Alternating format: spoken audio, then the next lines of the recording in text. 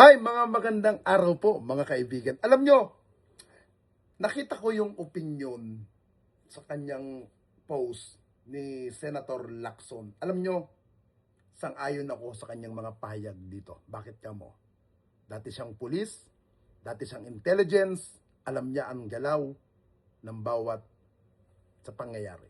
Kahit sabihin natin si Senator Lacson ay hindi na siyang PNP, hindi na siya part ng intelligence, pero hindi natin maakila na meron pa rin siyang mga resources para pagkunan ng mga intelligence gathering. Alam nyo, may punto ang sinasabi niya na kung saan itong 18 Maleta Boys para talagang halatang halata na may mga taong nasa likod para mangwasak at i-brainwash ang ating mga mamamayan para lalong magalit at bigyan ng time na mainis ang mamamayan Pilipino sa ating gobyerno kay Pangulong Marcos at kanilang ipalit kung sino man ang gusto nila.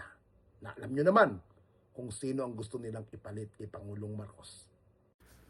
Sa magulong pampolitika landscape ng Pilipinas, hindi na bago ang mga banta ng destabilisasyon, kudita at mga pampolitikang drama. Gayunman ang pinakahuling pahayag ni dating PNP chief at Senador Ping Lacson ukol sa tinagurian 18 Maleta Boys ay nagbibigay ng isang seryosong babala na hindi dapat ipagsawalang bahala sa kanyang pagsusuri. Malinaw na ang Senado ay tinatakdang gawing isang strategic area o rallying point para sa isang mas malawak at mapanganib na agenda ang pagbuwag sa tiwala ng gobyerno.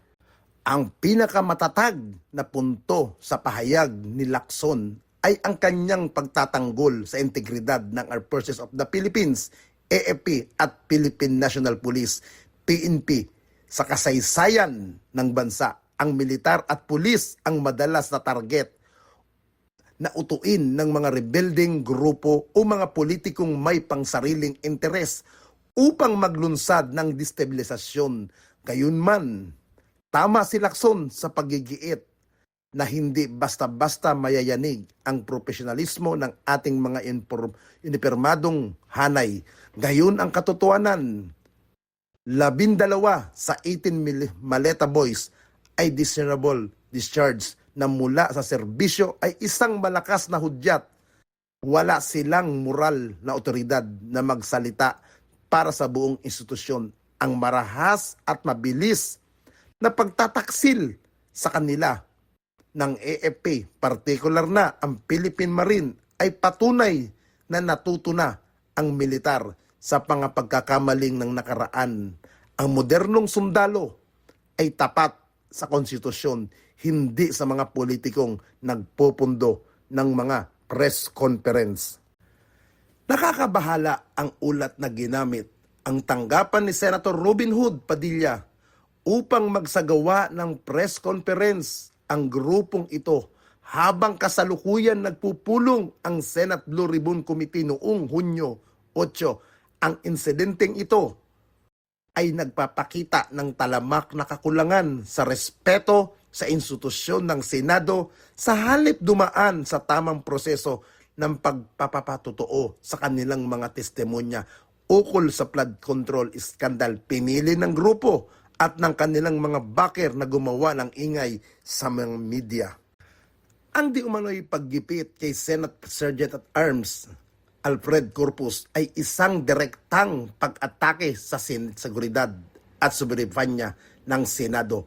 Kung ang isang selyadong institusyon ay madaling mapasok at magamit para sa pampulitikang propaganda, papaano pa makakapagtrabaho ng ligtas ang mga mambabatas? Ang mabilis na aksyon ni Acting Senate President Sherwin Gatchalian na higpitan ang seguridad at pagpapatupad ng work from home para sa mga empleyado ay isang matalinong hakbang upang maagapan ang kanyang masasamang balak. Ang 18 Maleta Boys ay malinaw na mga piyesa lamang sa isang mas malaking laro ng ajedrez. Sa likod nila ay may mga utak na nagnanais na lumikha ng dibisyon sa bansa. Ang kwento ng mga maletang puno ng pera ay isang seryosong akusasyon na dapat imbestigahan. Ngunit kung ito ay gagamitin lamang bilang armas para sa destabilisasyon ay hindi para sa tunay na hustisya, nawawalan ito ng kredibilidad.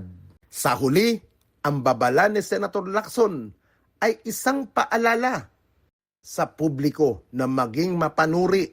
Huwag natin hayaan maging kasangkapan ang mga institusyon tulad ng Senado at ng AFP at sa mga pangsariling interes ng ilang individual. Ang destabilisasyon ay walang ibang ibubunga kundi ang ibabagsak ang ekonomiya, pagdurusa ng ordinaryong mamamayan.